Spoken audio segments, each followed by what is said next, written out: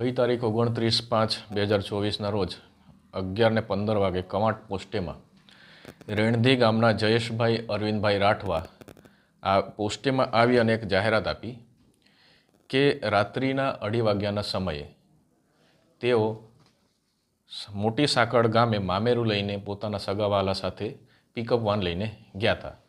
મોટી સાંકળ ગામે મામેરું પતાવી જમી કરી અને 2:30 વાગે પરત જવા માટે નીકળતા હતા.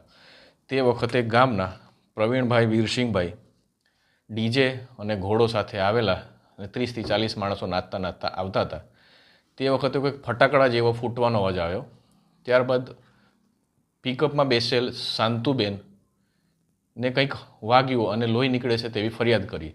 એથી તેને જોતા કંઈક જમણા પગના સાથળના ભાગે ગોળી વાગી અને આરપાર થઈ ગયેલા હોવાનું એમને પ્રાથમિક દ્રષ્ટિએ લાગતા, જે બાબતે એમણે તાત્કાલિક 108 બોલાવી પ્રાથમિક સારવાર એણે કવાંટ CHC ખાતે કરાવી અને વધુ સારવાર માટે SSG હોસ્પિટલ વડોદરા ખાતે રિફર કર્યા. જે બાબતની જાણવાજોગની તપાસ PSI શ્રી કવાંટ AD ચૌહાણ કરી રહ્યા હતા. પ્રાથમિક તપાસ દરમિયાન FSL સર્ટી અને સારવાર સર્ટી ઈજા પામનારનું સારવાર સર્ટી મેળવતા એમને કોઈક બંદૂક તમંચોના હથિયારથી ફાયરિંગ થયેલાની હકીકત સામે આવી. ત્યારબાદ જાણવાજોગની તપાસના આધારે LCBની અને કવાંટની ટીમ તપાસમાં હતી.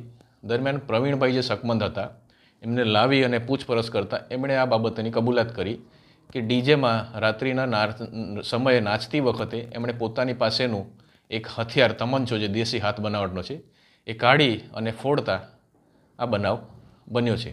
જે બાબતની તપાસ દરમિયાન PSI શ્રી AD ચૌહાણે IPC 308 આર્મ એક્ટની કલમ 25(1)AB તથા 27(1) તથા GP એક્ટ 135 મુજબનો ગુનો દાખલ કર્યો છે.